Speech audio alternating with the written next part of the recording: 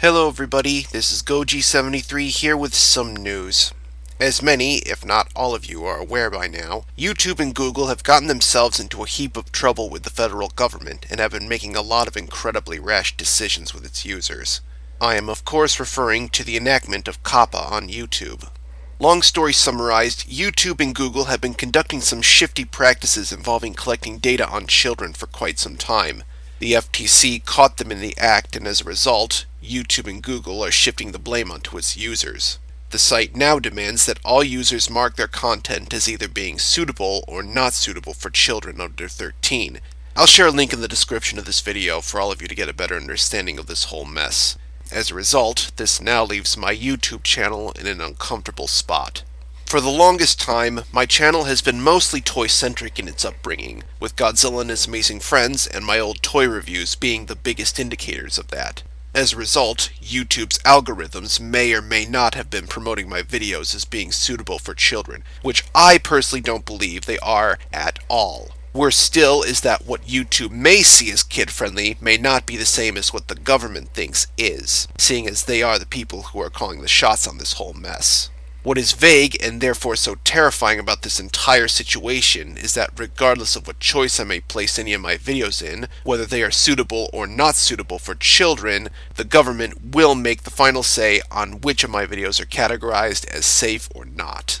I've been noticing that people have been sending in petitions and calling up the FTC to reconsider this approach, and personally I don't think that's going to make a difference whatsoever.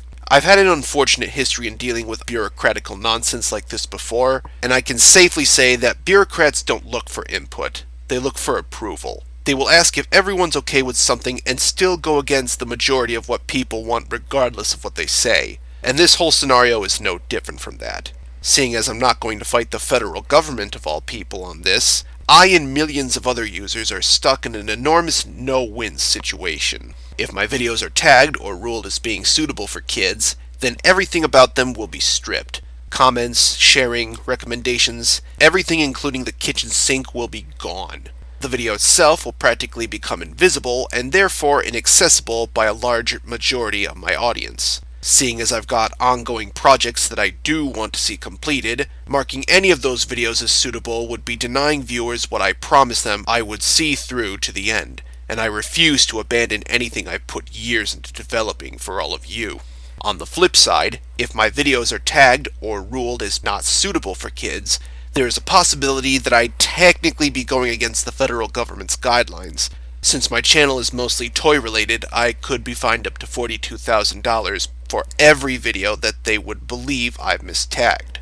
In short, my videos either become hidden from my primary audience, which is the best case scenario, or the FTC comes after me due to their guidelines being too vague or too specific and I get sued out the ass. As a result, I only have a few options to go by in regards to my channel. First, I should mention which of my videos may be affected by this the most. Seeing as this new ruling is going to greatly affect toy-centric channels, I must sadly announce that my old toy reviews may need to go very soon. Any measure that I can take to soften the damage that the passing of this act could do to my channel, I may be forced to take. After all, the LEGO community is already up in arms, all frantic about this, and seeing as my channel is full of toy reviews with figures from Bandai, which is another big name in the toy industry, I don't really want to run that risk.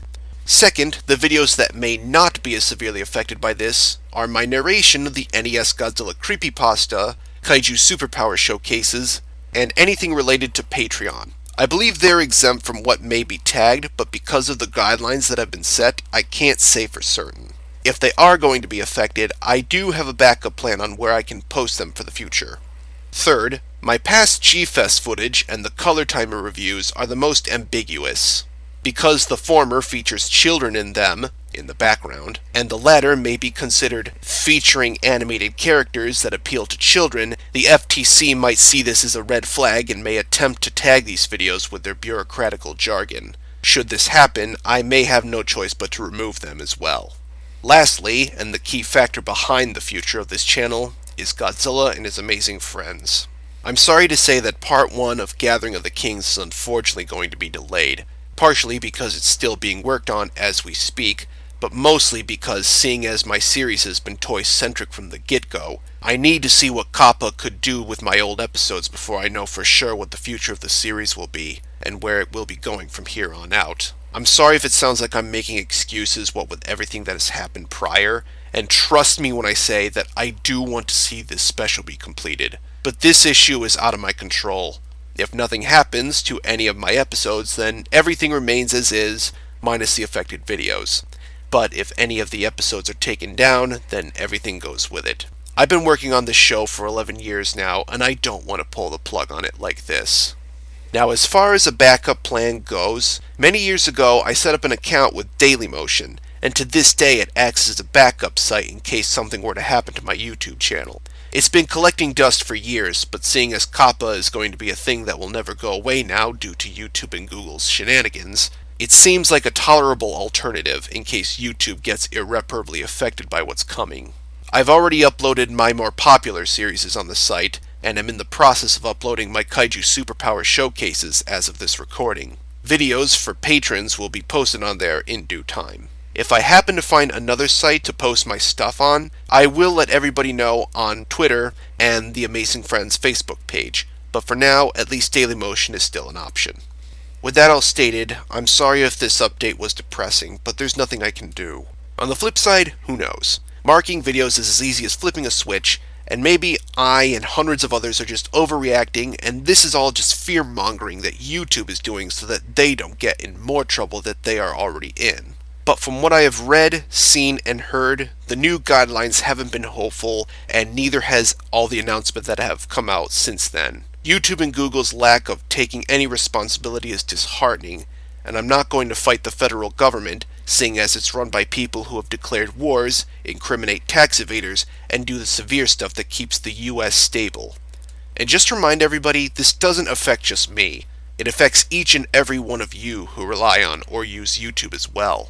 Whether it's for a hobby or a living, whether you're a big channel or one that was just starting out, the clock is ticking. Dark times are coming to YouTube, and all we can do is prepare for the worst.